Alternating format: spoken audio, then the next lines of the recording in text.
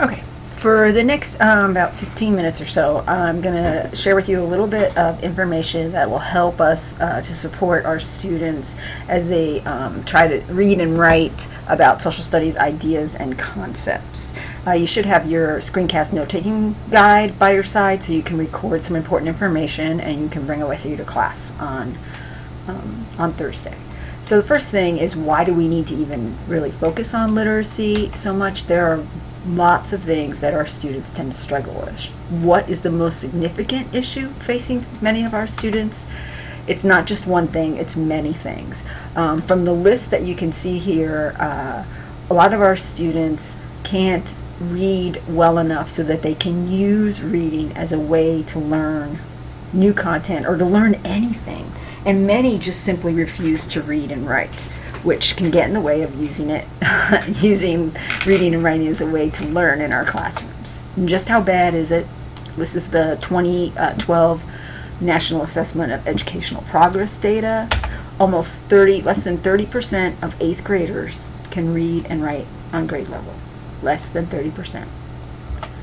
Most of literacy skills in the United States for the typical American teenager haven't improved since the 70s, and most of the folks that are graduating from high school cannot read and write on grade level. And many of them, if they do go to college, have to take remedial reading or language arts and writing courses in order to be prepared for college level coursework, which means they end up having to pay more money because those remedial courses do not count toward their degree. Those credit hours don't count. Typically, what's traditionally gone on in social studies classrooms in terms of reading and writing is not very much. At the most, you'll see about maybe 10 minutes of reading going on, maybe a half hour a week. In terms of reading activities, what are the kids reading? They're either reading aloud, which, especially if it's a textbook, can be extremely dull. And most of the time they read to answer questions, which, again, takes a lot of the enjoyment out of reading.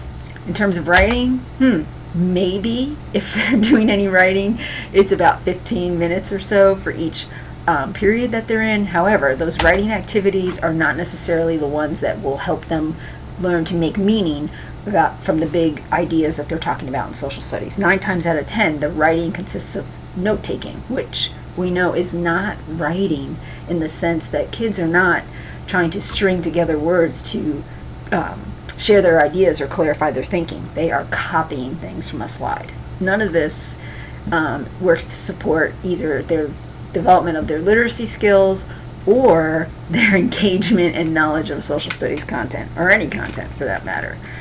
Many teachers will say that students simply won't read, and that's why they do what we call workarounds. They will do whatever they can to avoid asking their students to read, because students either shut down, they look like these kids in this picture, or they, as we just already discussed, they can't necessarily read the text on their grade level. However, kids are reading. Is it really the case that they're not reading? No. Outside of school, they're on the web constantly. They're reading online, which is a totally different type of reading. They are reading song lyrics. Yes, that counts as reading too. They also are writing fan fiction, which, if you don't know much about that, it's when kids go online and take on characters from stories and continue a story on their own. They do it all the time, and many of them are very much enamored with graphic novels. Teens read lots of graphic novels every year, and it's the fastest growing portion of the book publishing business in our country. So what is our job then? If they are reading but they won't read with us, our job is to act as a bridge, or rather to help build bridges between their out-of-school reading practices, the graphic novels, the web-based reading, the writing fan fiction, and the reading and writing practices that they'll do in school. We need to build bridges between the two, because it's not like they don't show up with any reading and writing skills. They're just different than the academic ones that we want to focus on in the classroom. So there are resources that there are graphic novels, social studies graphic novels. There's digital histories online where you can kids can read primary sources online. The resources are there. It's a matter of using them correctly. So one thing we need to think about when we're motivating, struggling, or reluctant readers is to make sure that we give them as many opportunities as possible to interact with their peers about what they are reading, and to also give them a very clear purpose for why you're asking them to read what they're reading. When we're thinking about how to use reading to learn, there are 3 key elements that we need to keep in mind. First, we need to think about how are we going to activate students' prior knowledge about the topic that they're going to be reading about. How are we going to support them while they're reading so that they're actively engaged? And how are we going to engage them when they're done reading in a way that will help them use what they've learned? Okay, so for pre-reading, the key things we want to think about for any pre-reading activity is to activate students' prior knowledge. Make sure we give them a purpose for the reading. You will read this for A and B. Preview any difficult vocabulary, and even sometimes have them make predictions about what they think the reading's going to be about. Examples of different types of pre-reading activities. The dull one, reviewing the text structure, is pretty dull. However, it can be helpful for kids that aren't familiar with the way in which the text that they're going to be reading is structured. And if you think about what we did in class last week, I modeled and talked to you about the text structure of graphic novels to help you read. They could do things like a people search, which is like the bingo game we played in class, an anticipation guide, discussion. You can show them visuals, anything to activate what they already know and to help them understand why they're going to read what they read during reading. The major thing that we want to think about during reading is to make sure that our kids are actively engaging with the text. In other words, they need to know why they're reading it so they know what to pay attention to. So what are the strategies or activities we need to think about? Graphic organizers are probably the most effective tool we can use to help students remain engaged while they're reading school text. And also providing opportunities for them to stop, pause, and talk to their peers about what they're reading, with, again, clear purpose for both discussion and the reading. So this means that we need to have clear learning goals when we're designing our lessons. Finally, when kids are done reading, the most important thing you want to think about is not just knowing if they can repeat back what they have read, but if they can use what they have read to make sense of the world. So you see the verbs here, like can they interpret, evaluate, analyze, reflect. In terms of these kinds of activities, discussion always of something you've read together can be an invaluable tool to help kids reflect on what they've read, but also different types of reading response activities. Some we've already used in class, I should say you've completed prior to coming to class, like writing a found poem based on something you read, or completing a summary sheet. Later in the semester, we'll be writing a letter back to an author of something we read, a body biography, a cartoon. You get the idea. There's lots of different ways to get them to use what they have read or respond to what they had read rather than simply repeat it. They need to use what they have read. All right, so that's a brief overview or introduction to what we need to think about when we want to structure reading activities in our classrooms.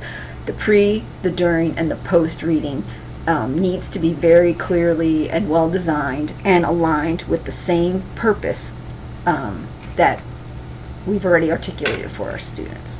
When it comes to writing, most kids tend to view it as a form of punishment. However, it's not. And what we need to think about is the ways in which writing can help kids make sense of information. It can, what we know from research is that writing about new knowledge that they learn can actually help kids synthesize and analyze this information and make it their own. When we include more frequent, shorter writing assignments into our instruction, kids shift from being in a passive role to active. You can't be passive and write. And the best way to approach this, research indicates, is that we should have a combination of the formal and the informal writing. So just in case, not 100% clear the differences between formal and informal writing. Formal writing is the one where, yes, every little comma or I that's not dotted would get corrected. Like there's going to be pre-writing activities where you have to use the correct writing conventions, you would revise. It's something to think about that you would share with an audience. Informal. The informal writing is the one that we can do more frequently in our social studies classrooms that will help you and your students understand what they have learned from a lesson or what they've learned from reading a primary source. It's more about them showing you their understanding of the content than their ability to use correct writing conventions and grammar and spelling. So sometimes when a kid turns something in, if they're doing an informal writing assignment, it's kind of like the ones we would do at the end of class, like a ticket to leave. We don't necessarily need to point out all their grammatical errors. If the content that they have expressed is correct or accurate, this is the goal with the informal writing. However, as I stated earlier, we need to have a combination of both. Okay, so that's a brief introduction to thinking about literacy in a social studies classroom. You'll see on the note-taking guide that I gave you for formal and informal writing, there's a place for you to write down characteristics, but then in the example boxes, I haven't shared any with you. I'd like you to think about your prior experiences, what you're seeing in the classroom, things that you're doing in language arts methods, and things that we've done so far in social studies methods, and write down a list of examples of formal writing versus informal writing, and bring those back with you to class on Thursday. And on Thursday, what we're going to do is we're going to build on these general practices in supporting students' reading and learn how specifically we can support students as they read primary sources.